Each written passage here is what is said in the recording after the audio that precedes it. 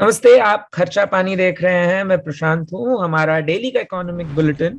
और आज हमारे साथ इस शो में है नरेंद्र ठाकुर। नरेंद्र से आप वाकिफ हैं। प्रोफेसर नरेंद्र दिल्ली यूनिवर्सिटी में पढ़ाते हैं। तो आज की जिन दो मुद्दों पर हम बात करने वाले हैं, तो पहला है इनकम टैक्स की फाइलिंग। 31 दिसंबर को इनकम टैक्स फाइलिंग की आखिरी तारीख है। पिछले साल की बात हो रही है, पिछले असेसमेंट ईयर की बात हो रही है, जिसकी डेट्स लगातार बढ़ाई जा रही थी। पहले अगस्त तक बढ़ाई गई, फिर सितंबर तक बढ़ाई गई और अंततः उसे 31 दिसंबर तक बढ़ा दी गई। इसके तमाम कारण थे। बुनियादी कारणों में से एक था कि जो ये नई वेबसाइट बनी है, उस वेबसाइट में फाइलिंग को लेकर काफी दिक्कतें थी। लेकिन इसके अलावा भी और भी कुछ कारण थे। उसमें सबसे बड़ा कारण था कोरोना वायरस की दूसरी लहर का प्रकोप। लेकिन अब क्योंकि डेडलाइन 31 दिसंबर को है, तो अगर आपने अब तक अपना इनकम टैक्स नहीं फाइल किया है, तो पहले तो आप इनकम टैक्स फाइल कर दें। और अब चलते हम्म। हैं नंबर्स की बात करते हैं, आंकड़ों की बात करते हैं। अगर आंकड़ों की बात करें, तो अब तक 30 मिलियन यानी कि 3 करोड़ लोगों ने इनकम टैक्स फाइल किया है। अगर हम कोरोना वायरस से पहले थोड़ा पीछे चलकर देखें, जब कोरोना वायरस का प्रकोप नहीं आया था, अगर उस साल की बात करें, तो उस साल कुल 7 करोड़ लोगों ने इनकम टैक्स भरा था। सात तो पूरा पूरा नहीं, बट मोटा माटी 7 करोड़ लोगों ने इनकम टैक्स भरा था। तो अब तक अगर उस लेवल तक पहुंचना है, मतलब कोरोना वायरस से पहले के लेवल तक पहुंचना है, और जितने दिन बाकी हैं, तो हर दिन मान लीजिए कि 10 लाख लोगों को इनकम टैक्स फाइल करना होगा बचे दिनों में। अगर इनकम टैक्स विभाग के आंकड़ों की बात करें, तो आंकड़ों के मुताबिक रोज 4 लाख लोग करीब करीब फाइल कर रहे हैं। हम इन नंबर्स पे तो बात करेंगे ही नरेंद्र जी, लेकिन मैं आपसे चाहूंगा कि इन नंबर्स से क्या निकल कर आता है। क्या अर्थव्यवस्था को लेकर ये कुछ संकेत दे रहा है? हमारे देश की अर्थव्यवस्था को लेकर क्या स्थिति निकल कर आती है? क्योंकि हमारे देश में अगर इनकम टैक्स फाइलिंग की बात करें, तो 2019 के आंकड़ों को ले लेते हैं, या अगर 2014 से लेकर 19 तक भी देखते हैं, तो एक बात तो साफ निकल कर आती है कि 90% से ज्यादा लोग आम लोग हैं, इंडिविजुअल टैक्स पेयर्स हैं, जो इनकम टैक्स फाइल करते हैं। कंपनीज वगैरह तो 5% से कम ही नंबर रहता है। तो क्या संकेत देता है ये नंबर्स, क्या संकेत देते हैं? थैंक यू प्रशांत, मुझे बुलाने के लिए और इन चीजों को समझने के लिए कि क्या क्या है अभी जो ये बोला जा रहा है कि दिसंबर में, मतलब एक तरह से हमारे पास 30 दिन रह गए हैं या 30 दिन से भी कम है। तो उसमें हर दिन यदि 10 लाख लोग टैक्स एक रिटर्न भरें, जब हम वो जो आप नंबर बता रहे थे कि लगभग 6.7 करोड़ लोग जो थे वो टैक्स पे एक से रिटर्न भर रहे थे। जी। जब हम वो अचीव कर पाएंगे, क्योंकि अभी 3 करोड़ जो है लोगों ने अचीव किया है या रिटर्न पे किया है, और यदि 3.7 करोड़ हमें वो नंबर अचीव करना है रिटर्न का, तो उस लेवल पे हर हर हर दिन जो है वो 10 लाख से ज्यादा जो है वो रिटर्न भरने होंगे। जी। डिले क्यों हुआ है आपने अच्छे से बताया उसको कि एक कारण तो यही है कि जो जब आपने इन्फोसिस को एक काम दिया प्राइवेट सेक्टर को, तो उसमें प्रॉब्लम आई टेक्नोलॉजिकल लेवल पे। और दूसरा कारण तो है ही कि जो कोविड-19 की जो सेकंड वेव थी उसका कारण वो है कि इतना डिले हुआ है। अ, और उसमें हमें ये भी ध्यान रखना पड़ेगा प्रशांत कि ये तो टैक्स रिटर्न की बात हो रही है। यदि हम टैक्स पेयर की बात करें तो अभी भी हमारे हिंदुस्तान में 1.5 करोड़ हैं, वो टैक्स पेयर्स हैं। मतलब ये तो रिटर्न हम कह रहे हैं, जो आपने कहा कि 7 करोड़ लोग जो है रिटर्न जो है या उससे कम 6.7 करोड़ जो है वो रिटर्न भरते हैं, लेकिन जो टैक्स एक्चुअली पे करते हैं वो 1.5 करोड़ है। तो इस चीज को समझना होगा। उसमें भी टैक्स पे करने वाले लोग कौन हैं? टैक्स पे करने वाले लोग जो हैं, जो 5 से 10 लाख की जो इनकी इनकम है, वो जो टैक्स पे कर रहे हैं वो लगभग 60% है। 60% है वो पे कर रहे हैं। और जो 10 लाख से ज्यादा इनकम है उनकी, वो जो है 40% टैक्स जो है वो पे करते हैं। हम्म। तो ये एक कंपोजिशन है जो हम टैक्स पेमेंट की या टैक्स रिटर्न की हम समझ सकते हैं। जहां तक आपने ये बात पूछी मेरे से कि इसके आर्थिक रीजन क्या हैं या इसके पीछे अर्थशास्त्र क्या काम काम कर रहा है जिसमें कि इतना रिटर्न कम आया है, तो जो प्रोमिनेंट रीजन तो है ही, उसमें यदि इकोनॉमिक लेवल पे देखें तो अभी पीछे जो डेटा आया है कि जी 8.4% जो है वो ग्रोथ रेट रहने वाली है। लेकिन उसमें बिल्कुल बड़ा पॉइंट यही है कि अभी भी जो 2019 में जो हमारे टैक्स रिटर्न की जो नंबर था और जो जो जीडीपी ग्रोथ रेट थी उसको हम अचीव नहीं कर पा रहे हैं। इसका मतलब ये है कि अभी भी जो 2021 में जो पिक्चर हमें दिख रही है जीडीपी ग्रोथ की और जो 2019 में प्री पैंडेमिक जो पिक्चर है उसमें भी गैप है और अभी भी इकोनॉमी रिकवर नहीं कर पाई है। तो नेचुरली जो और उसके रीजन हमें पहले भी बात करते रहे हैं खर्चा पानी में कि उसमें सप्लाई साइड भी है, जो सप्लाई साइड या सप्लाई चेन जो एक लेवल पे जिसपे डेंट पड़ा है या जो कमजोर हुई है या उसमें समस्या आई है, और साथ में मांग पक्ष में जिसमें जॉब लॉस है, जिसमें जिसमें जो है वेज लॉस है, तो वो कारण जो है उसके साथ हैं। तो इसीलिए मुझे लगता है कि एक लेवल पे जब हम ये कह रहे हैं कि रिटर्न की नंबर, मुझे तो नहीं लगता, जो आपने भी बिल्कुल कहा है कि यदि 4 लाख लोग जो है रिटर्न भर रहे हैं और हमें 10 लाख अचीव करना है इन परिस्थितियों के साथ, जहां पे हमें जॉब लॉस दिख रहा है, जहां हमें वेज लॉस दिख रहा है, जहां पे जीडीपी ग्रोथ जो है अभी भी हम प्री पैंडेमिक टाइम को अभी हम अचीव नहीं कर पा रहे हैं क्योंकि हमारा बेस जो है अभी भी कम है।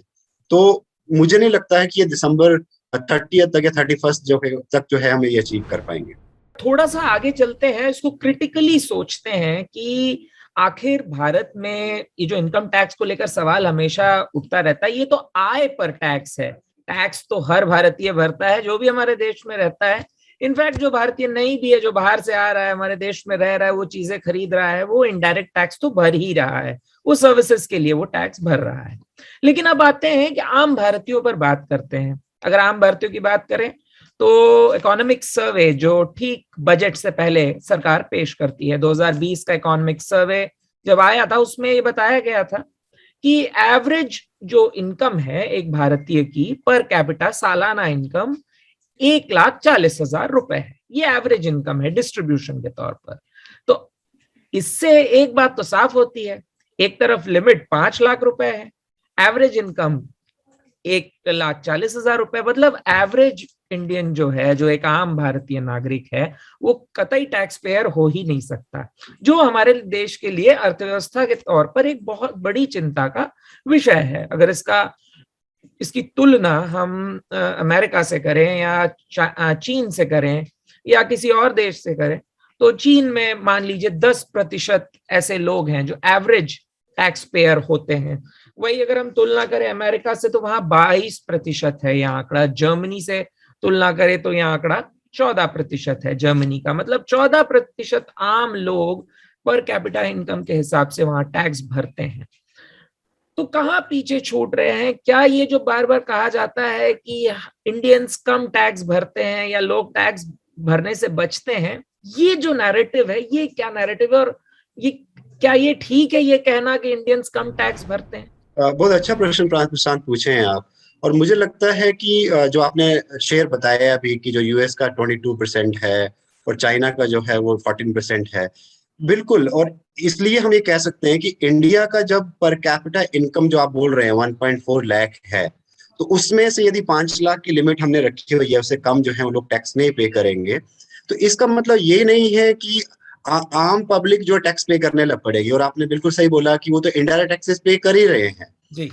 लेकिन जो एक इसमें कैच है, वो कैच ये है कि एक तरह से जो टैक्स जीडीपी रेशो है इंडिया का वो कम है, और उसमें एवरेज इंडियन जो है वो इंडायरेक्ट टैक्सेस पे कर रहा है और इनकम टैक्स भी जो जिन्होंने पे करना था वो कर रहे हैं।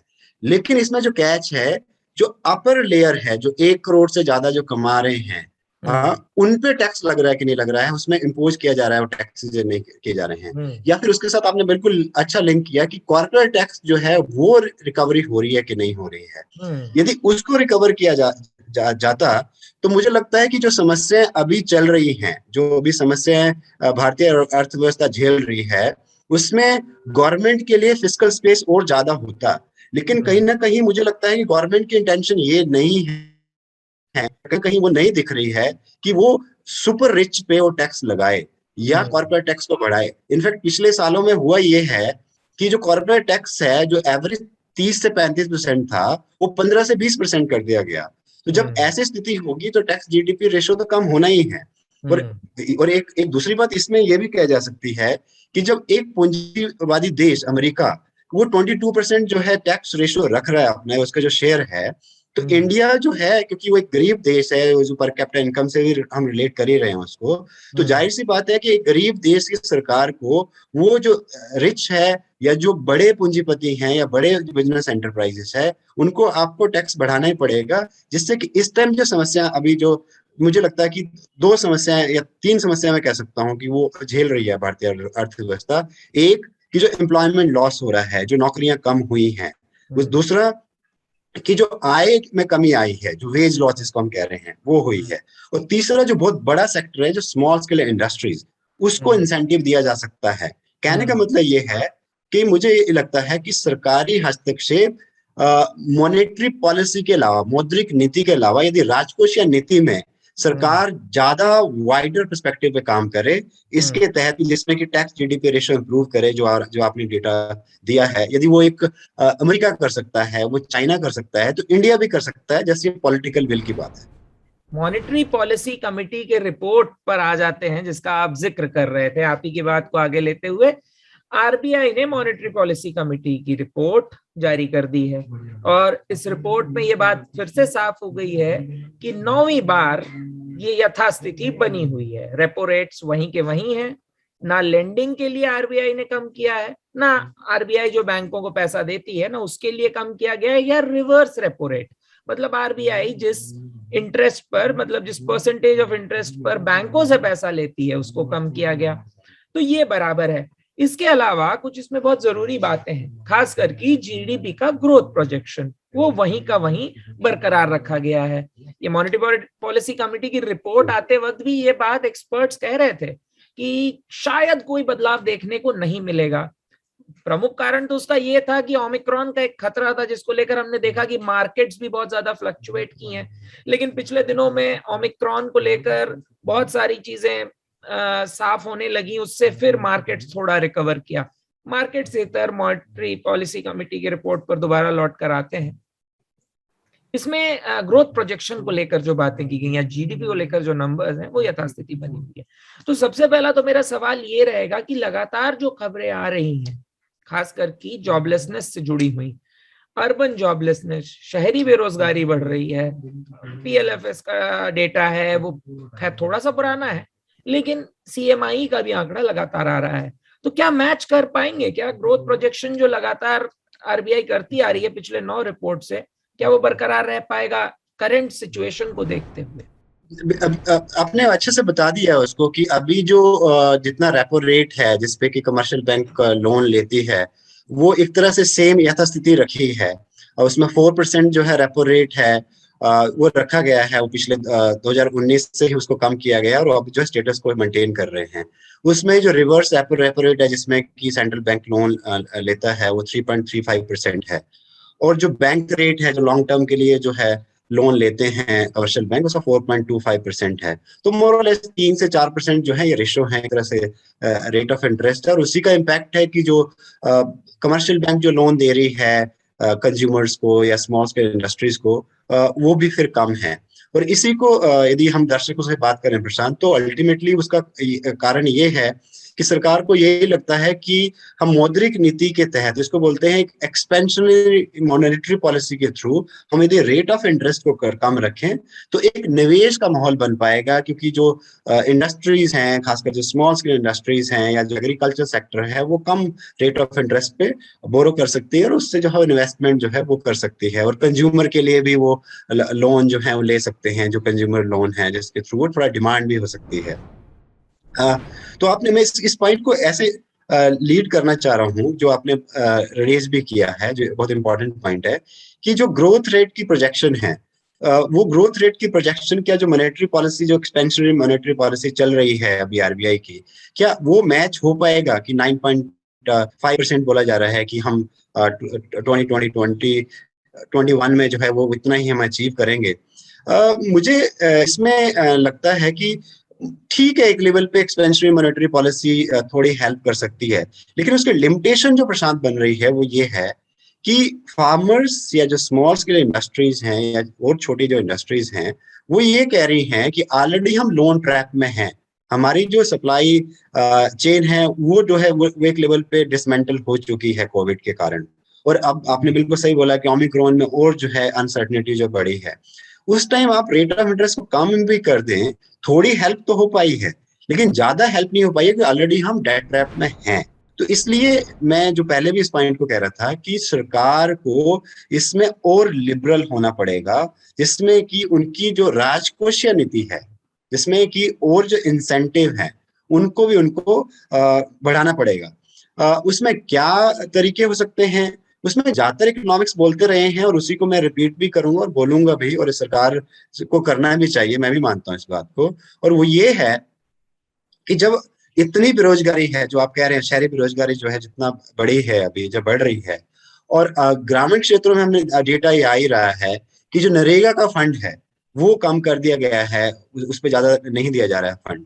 तो इन चीजों पे गवर्नमेंट को और एक्सपेंशनरी फिस्कल पॉलिसी या क्या कहें कि और फंड जो है वो देने पड़ेंगे, जो कि और जो पूंजीवादी देश हैं, अमेरिका से लेके और चाइना तक से लेके और जर्मनी तक, ये लोग स्पेंड कर रहे हैं, उनकी सरकारें स्पेंड कर रही हैं। सबसे कम जो स्पेंडिंग हुई है प्रशांत इस टाइम जो है वो भारतीय सरकार ने की है। ये बड़ा इंटरेस्टिंग है, और इसलिए यदि हम कह रहे हैं कि डबल डिजिट ग्रोथ होगा या हम वो अचीव कर लेंगे 9 to 10%, तो उसमें लिमिटेशन यही बनी हुई है कि जब सरकार हस्तक्षेप नहीं कर रही है, सरकार उसको सपोर्ट नहीं कर रही है उस ग्रोथ रेट को, और ऑलरेडी ये मानना पड़ेगा हमें कि जो हमारा बेस है वो -7.4% है लास्ट ईयर की जीडीपी ग्रोथ रेट। और उस हिसाब से हम देखें तो ये अभी भी हम प्री पेंडेमिक लेवल पे अचीव नहीं कर पा रहे हैं, और जब तक गवर्नमेंट उसमें एक्टिवली रोल अदा नहीं करेंगे थ्रू फंडिंग और थ्रू लिबरल पॉलिसी, जब तक जो मॉनेटरी पॉलिसी से हम अभी भी प्री पेंडेमिक ग्रोथ रेट को अचीव करने के लिए परेशानी अभी भी होगी हमें। क्योंकि पिछले समय का दौर अगर देखें, निर्मला सीतारमण के बड़े बड़े पैकेजेस पर अगर गौर करें तो बोरोइंग पर सरकार का पूरा फोकस है। यहाँ जो आप जिस चीज का जिक्र कर रहे थे उसको आसान शब्दों में कहूं तो सरकार को लोगों के हाथ में पैसा देना पड़ेगा। अगर पैसा जाएगा लोगों के हाथ में तो वो चेन जो साइकिल है, वो पहिया है अर्थव्यवस्था का, वो घूमने लगेगा। अब आते हैं आखिरी सवाल पर, और हमारे इस पूरे शो का भी आज का आखिरी सवाल रहेगा।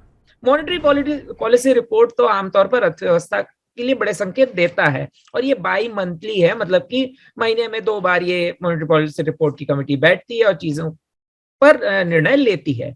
लेकिन अगर आपके या मेरी बात करें या किसी और की भी, हमारे दर्शकों की भी बात करें, तो इसमें जो सबसे बड़ा फोकस होता है दर्शकों का, वो यही होता है कि क्या भाई मेरे ईएमआई में कोई फर्क पड़ेगा या नहीं पड़ेगा।